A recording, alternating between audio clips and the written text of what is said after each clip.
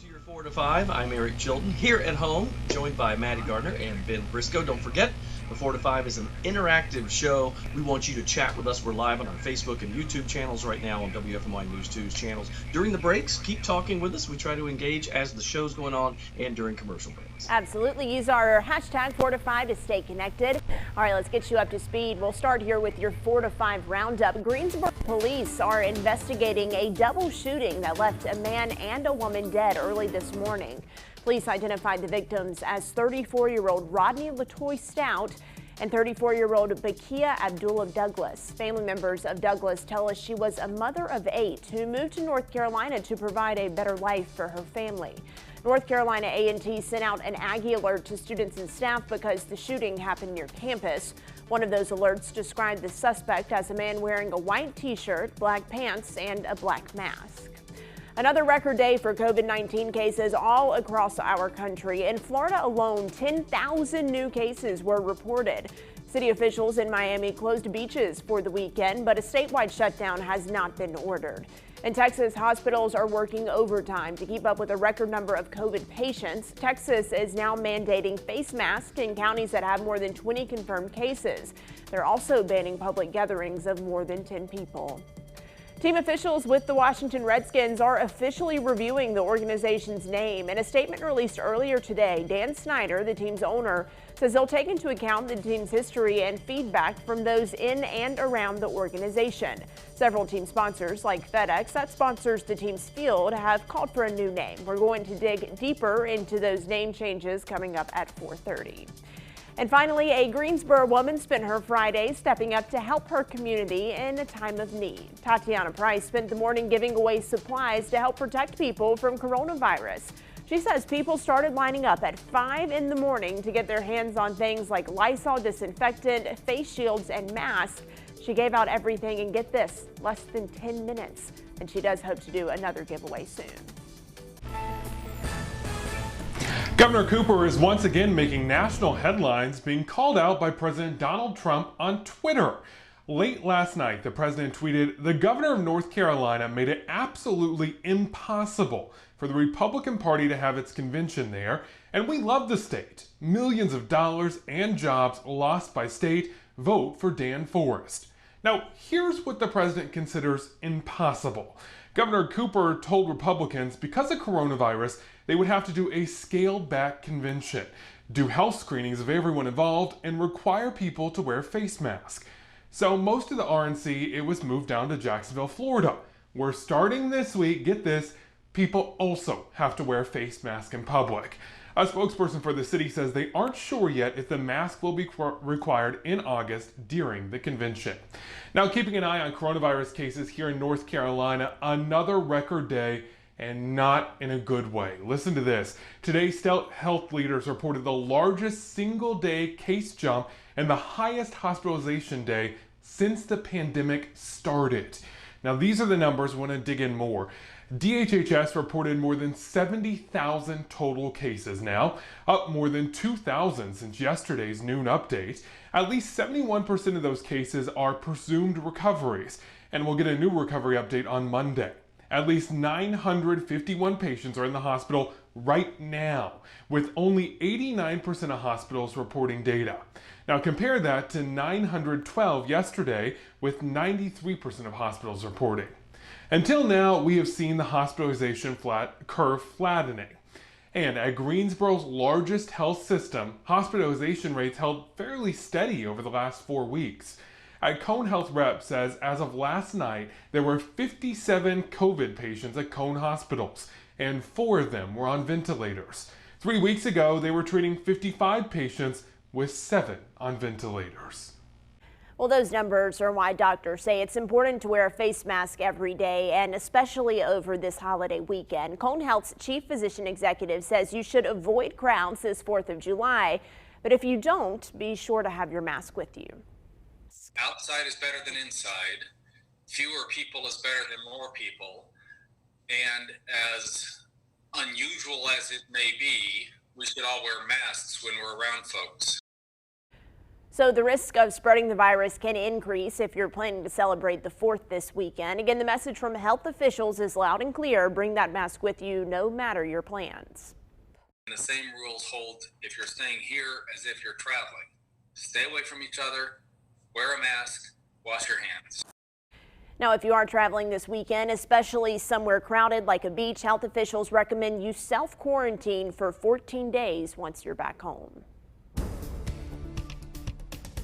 Temperatures are warm out there. In fact, flat out hot in some areas. 92 degrees down east in Raleigh and Fayetteville area. A little cooler along the coastal sections where we get that sea breeze interaction in the upper 80s there. The Triad, 91 at the airport in Greensboro. Drops down to 77 in Boone. Now, the reason that drastic drop, of course, we expect Boone to be cooler, but the reason it's so great is that they've actually seen a few showers up that way. So a rain-cooled 77. Overnight lows tonight in the Triad in the upper 60s, mostly clear and warm. We do expect maybe a stray late day shower tomorrow, but that rain chance is really slim. The high temperature, though, for the 4th of July, it's living up to July billing because 92 degrees. That's where we'll be tomorrow. We remain hot for a couple days here. Satellite and radar, we talked about those showers, albeit fairly light, but we do see a couple of those in Allegheny, Ashe, and Watauga counties, a little bit in Wilkes County as well. But overall, the big picture here, pretty much rain-free except for a couple here or there in the mountain communities. We are hot and we'll stay that way for another day as high pressure takes control. Notice the cold front coming down from the north. That will add to some rain chances for us probably on Sunday as we see our rain chances go back to a more normal late day 30 to 40%. But remember, that's normal for us this time of the year, right? We don't expect anything out of the ordinary. In fact, we may cool down a few degrees as we head into Sunday. Our normal high this time of the year anyway is right around 88 degrees. So we'll be within a degree or two of that once we get to Sunday and through next week. We're going to show you the 7-day forecast coming up in just a bit. All right, coming up, we're all thinking about vacation this time of the year, but it can be hard to figure out what is safe. And I have an option that it's not a long drive, and really it takes social distancing to a new level. We'll explain after the break.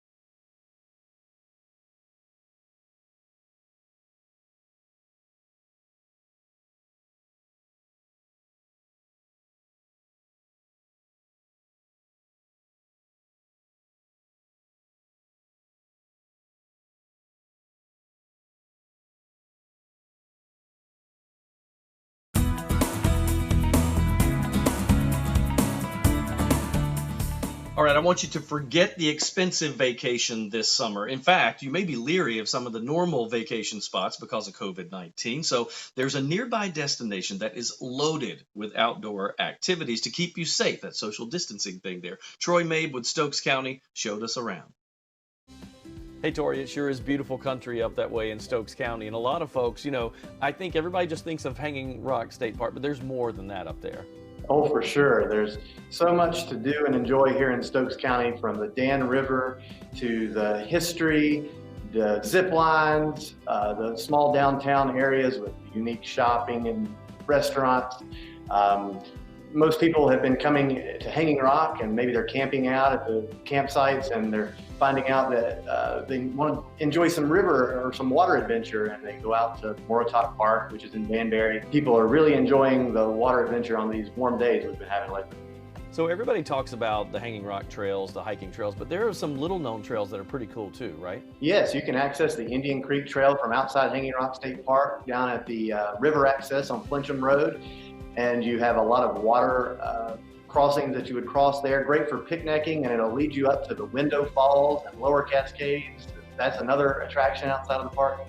Just there's so much to do and so little time, but we hope you can enjoy everything. Yeah, the weather sure has been cooperating, that's for sure.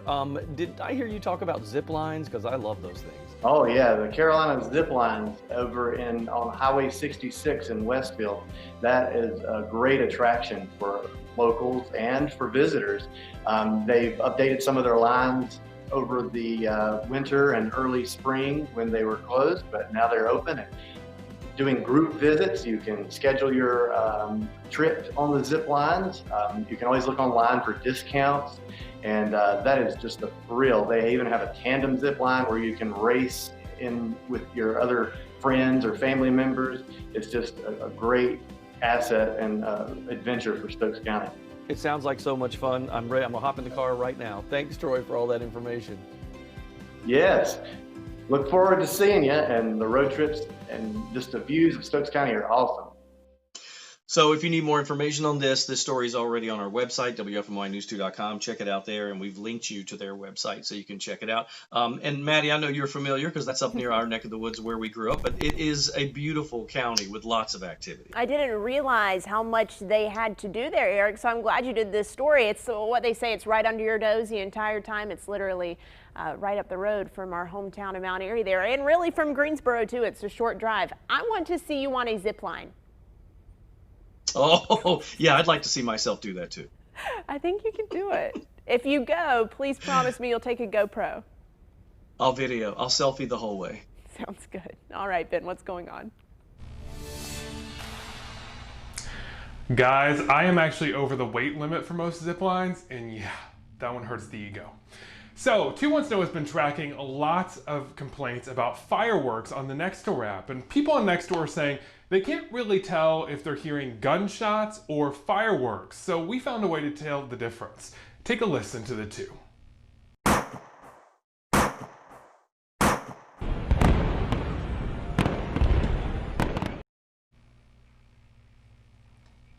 The FBI actually has a sound expert who says there's a clear difference. See, with gunshots, they sound like they're all the same volume, which you could hear in sound A. You see the peaks and the sound waves right there are all the same. But with firecrackers, they get louder and then softer and then louder again. Plus, you can sometimes hear a slight sizzling sound with the fireworks.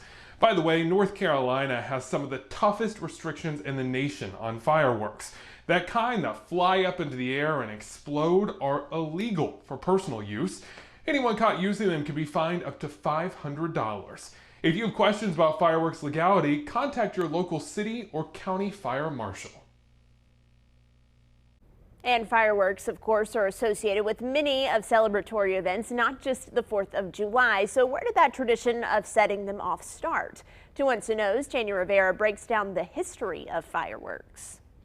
In 2nd century China, bamboo sticks were thrown into the fire to ward off evil spirits. By 600 AD, gunpowder was poured into those bamboo sticks and, well, go ahead, fast forward to the 13th century in Europe.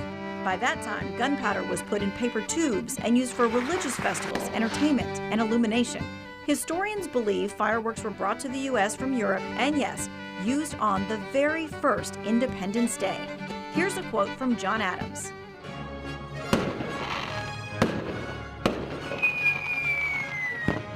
And so it is, fireworks and the 4th of July.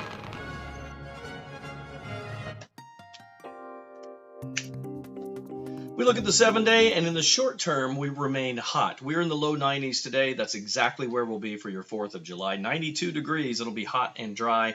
On Saturday, though, we'll hold that 20% chance of a shower. You'll probably wish you had it over your area when you see that 92-degree high, but that's where we are. Then 89 and 88 for Sunday, Monday. The difference, we get enough moisture that we get the typical 30 or 40% chance of a late-day shower or storm. That's Sunday through Thursday of next week. Highs in the mid to upper 80s. We'll be back.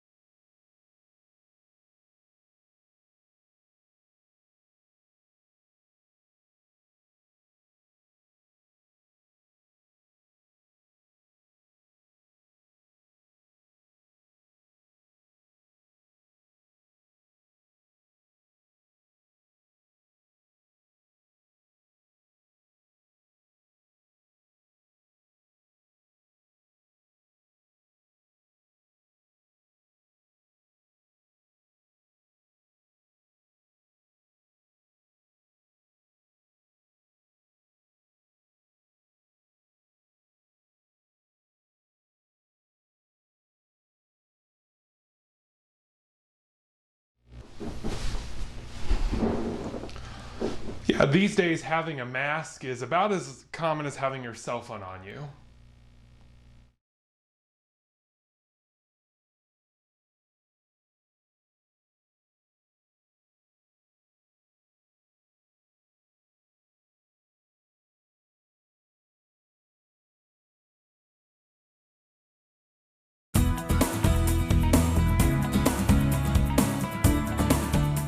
Welcome back to your 4 to 5. Some of North Carolina's biggest names are now encouraging you to wear a mask and help slow the spread of coronavirus.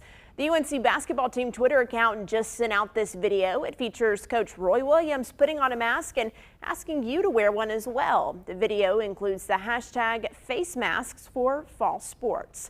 Governor Roy Cooper also tweeted out another reminder to wear a mask. The tweet says, "Wear a mask, save lives, and go Canes." It's a nod to the Carolina Hurricanes face mask he is wearing in the photo. A reminder here, masks are now required in the state of North Carolina. Governor Cooper issued that mandate last week. There are a few exceptions if you have certain health issues, if you're a kid who is younger than 12 or 10 years old, I should say. If you're eating or drinking, if you're working out, working from home, or driving, you do not have to wear a mask. You can find all that information and more on our website. These days, carrying around a mask with you is about as common as carrying a phone. But we are still getting lots of questions about how you wear these things. So our Verify team dug into some claims online. The goal of the Verify team is to separate fact from fiction. And when it comes to the coronavirus, there's a lot of misinformation and confusion out there.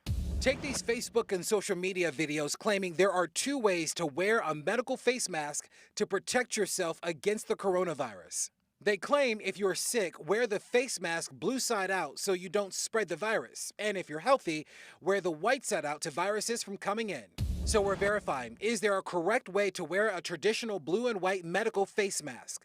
Our sources for this one, the World Health Organization and Prime Medical, a global medical products manufacturer. In this WHO video, Dr. April Baller explains the inside of the mask is usually the white side.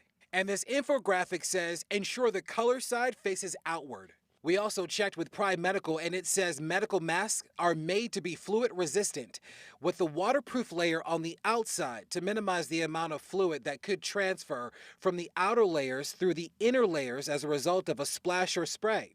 So we can verify, yes, medical masks should be worn with the color side facing out.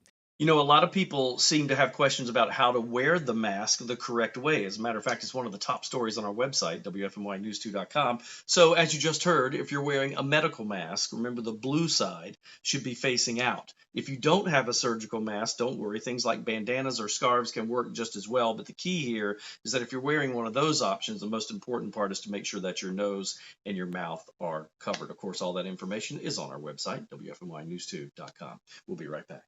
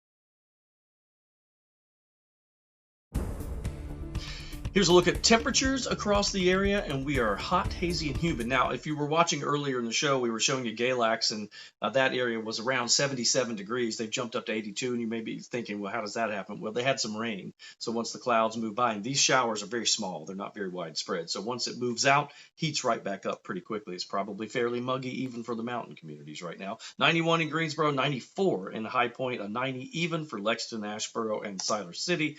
Burlington at 93. Here's your planning forecast for tomorrow. We start out in the 60s. That'll be upper 60s there, 68 degrees, 90 by midday. So we'll get hot on the 4th of July, 92 by afternoon. More sunshine than not. Rain chances are technically about a 20%, and I really don't think we'll see much of that. You can see right now the only showers we're seeing are in the mountain communities, and they're very, very few and far between.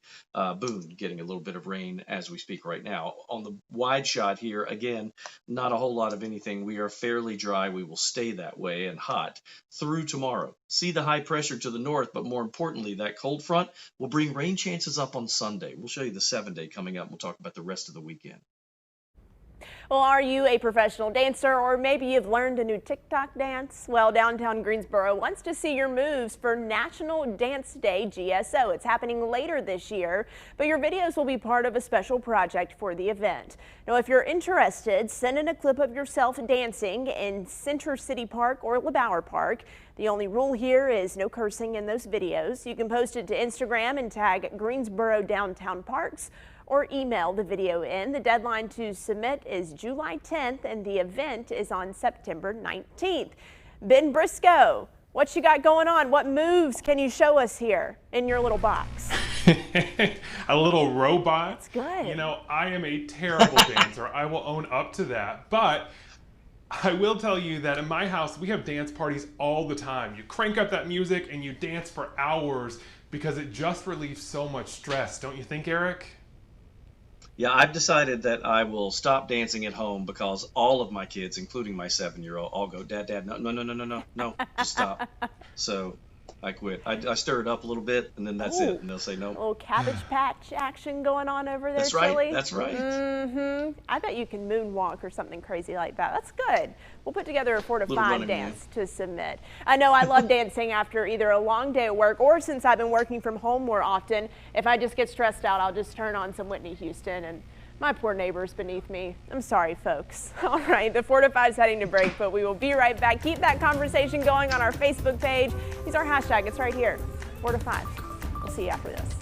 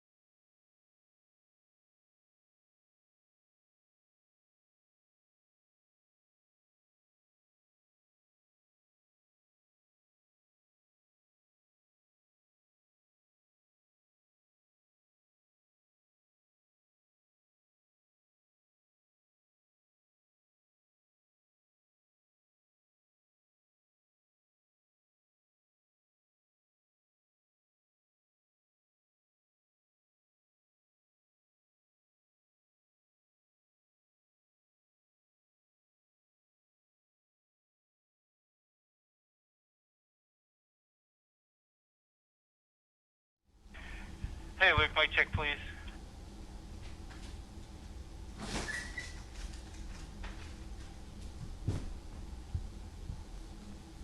Sorry, I had to pull down, how's the framing look? Yeah, there we go.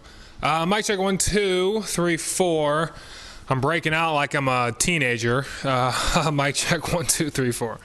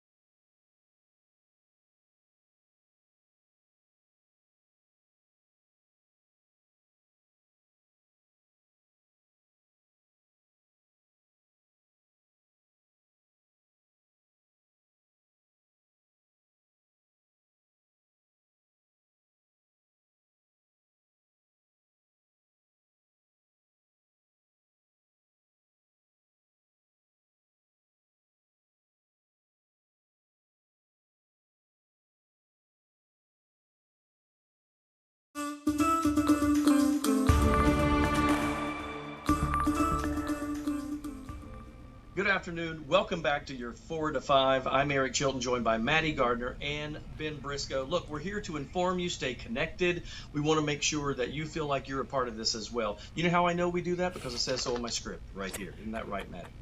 That's exactly right, Chilton. Can you stick to the script today?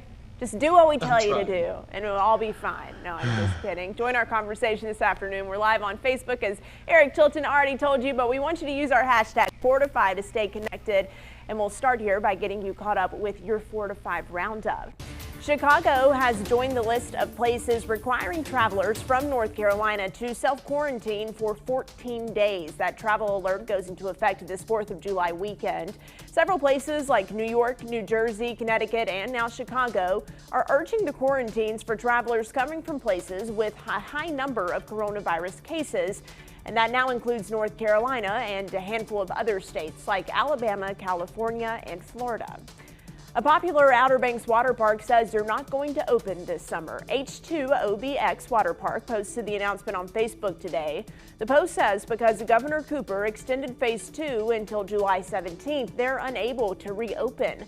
Amusement parks are not allowed to open during Phase 2. The park says any 2020 summer passes will be valid next year. Well, have you been noticing posts like this on your Facebook today? Facebook launched a massive 4th of July voter registration drive.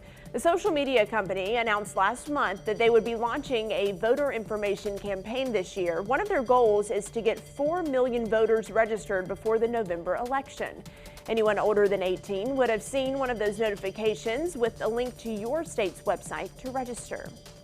And Joey Chestnut, he has weighed in and he is ready to eat ahead of tomorrow's 4th of July hot dog eating competition. Now, there are some changes this year to keep everybody safe.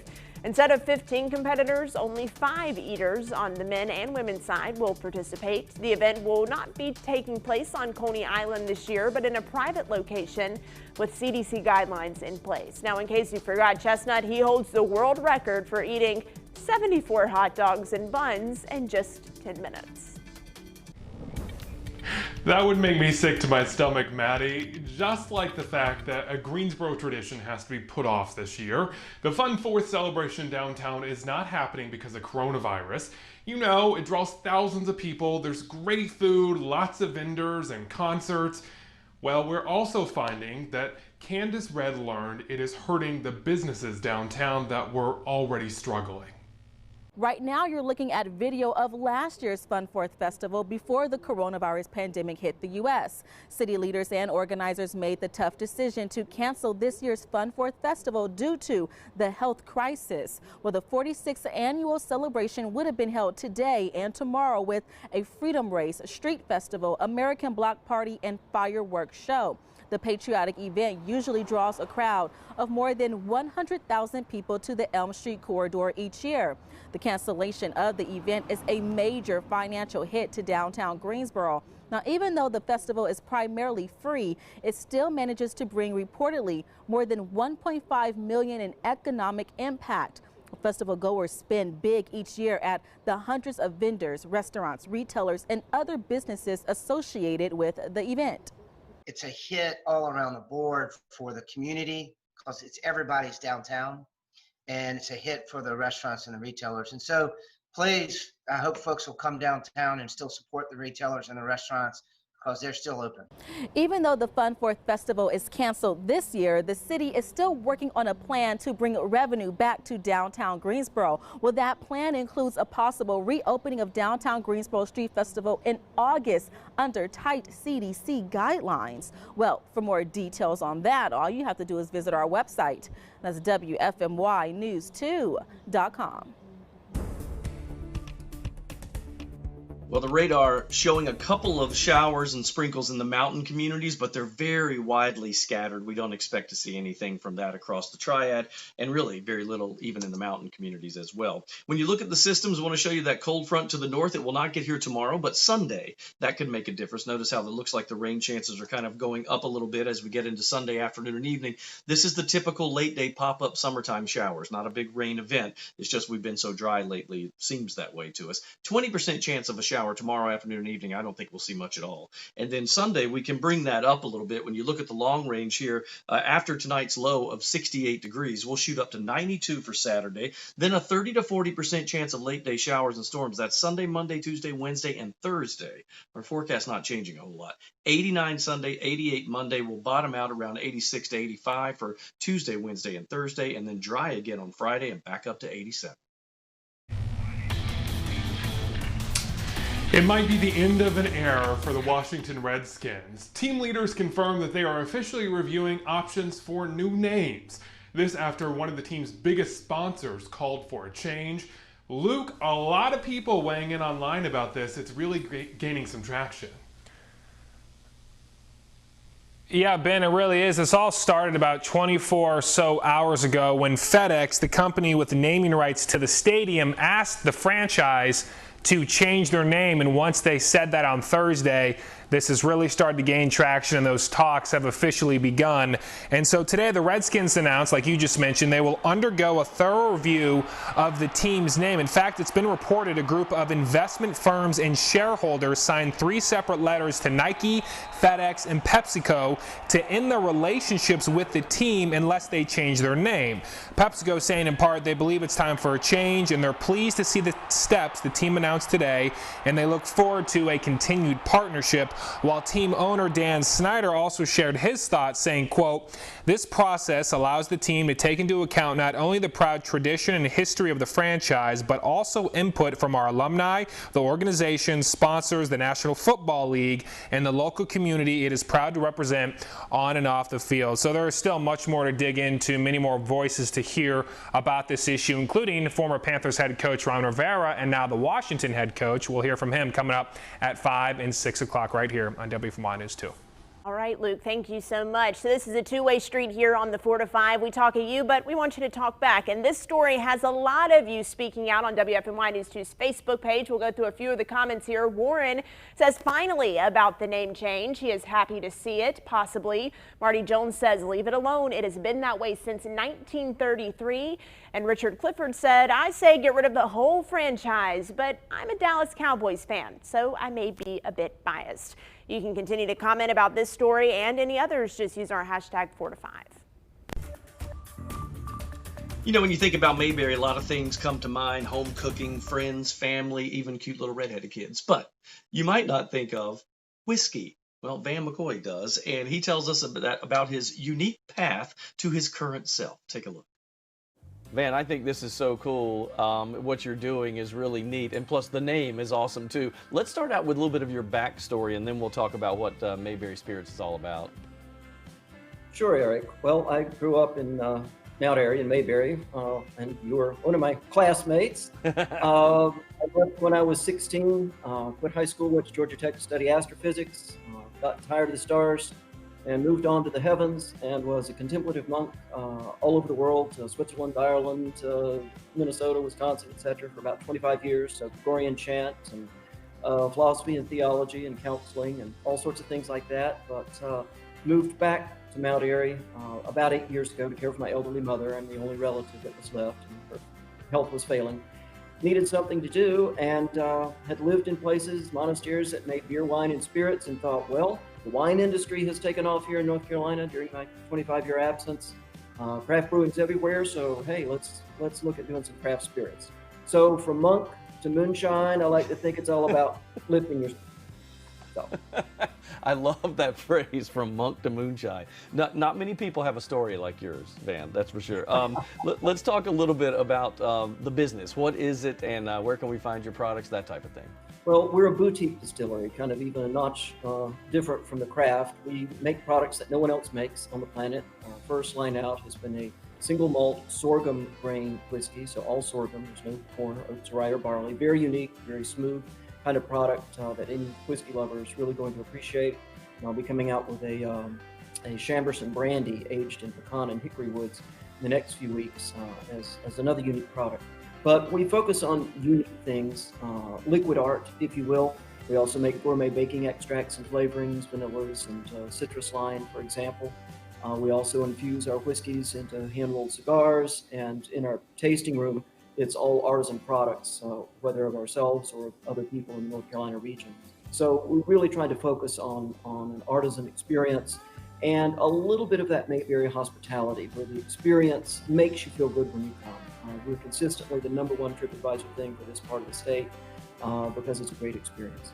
It's awesome. I love it. And you and I grew up together, but we went completely different paths, didn't we? And then here we are together again, back home. Yes, absolutely. Thanks, Van, for your help today. I appreciate it. Best of luck, buddy. Thank you, Eric. Y'all have a great day. Bye-bye. Coming up next on your 4 to 5, a Greensboro 7-year-old diagnosed with sickle cell was supposed to get a Make-A-Wish trip to Disney this year, but the pandemic canceled that trip. So instead, he's spending his summer giving back to others. A special fundraiser that has him riding across the city. That's next.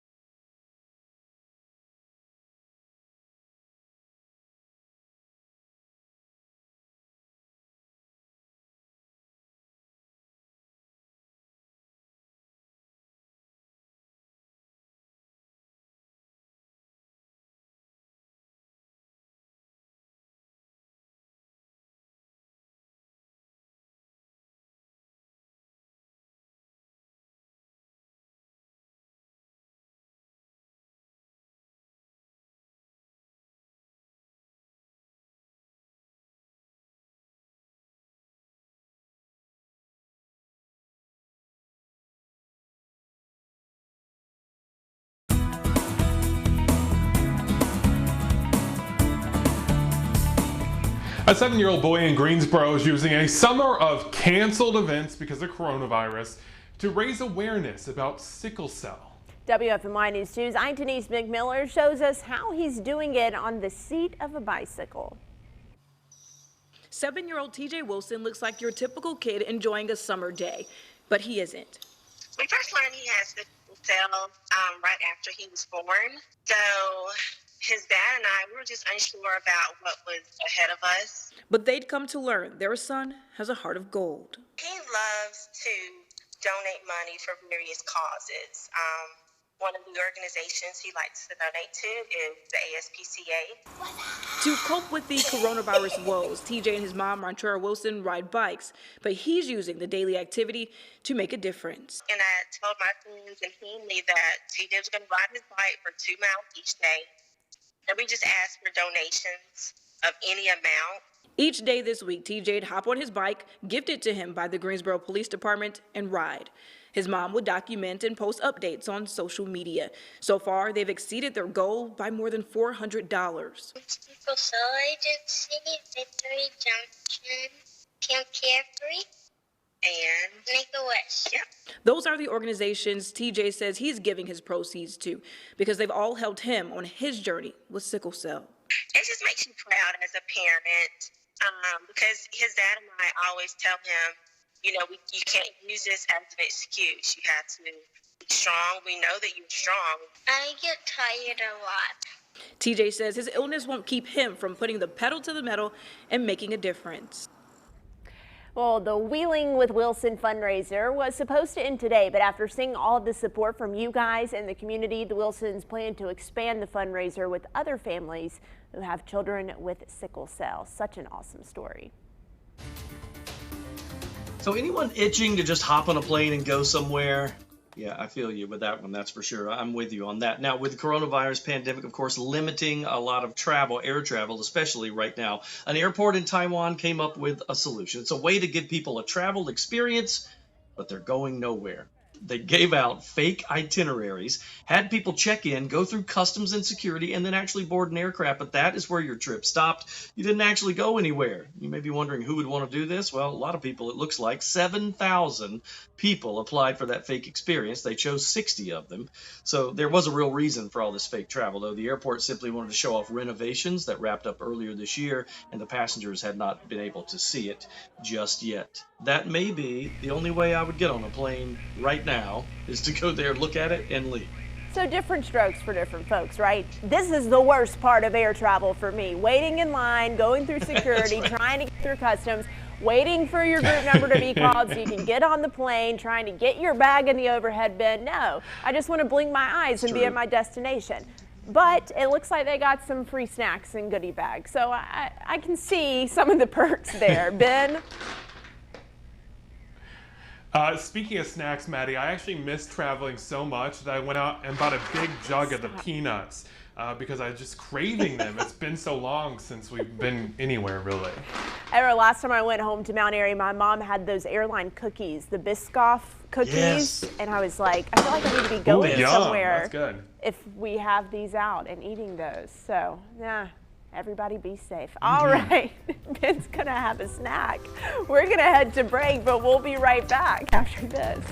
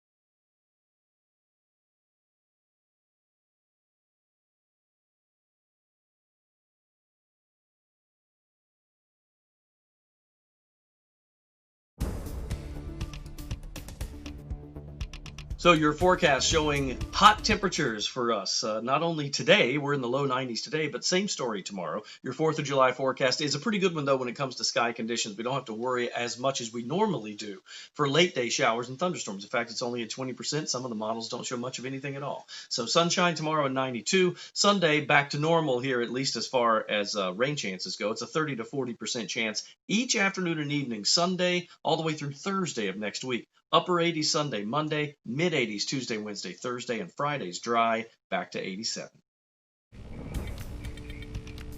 No doubt about it, this 4th of July is going to look a little different. But one part of our tradition will stay the same. People all over are grilling out. Before you dig in, though, know there are a few safety tricks you need to follow to keep from food poisoning. Laura Podesta tells you what you need to know. Sherry Kenny is preparing a barbecue feast with her husband. I grill. He gets the gas for me, but I'm the one who loves to be out here. She says most days of spring and summer you can find her grilling. Hamburgers, hot dogs, chicken, and I do some shish kebabs. While this time of year is popular for picnics and cookouts, health officials caution foodborne illnesses spike in part from the hotter temperatures. There's bacteria in the food, and even if you cook it, we have what we call spore-forming bacteria, and so it survives the heat, and these can start growing.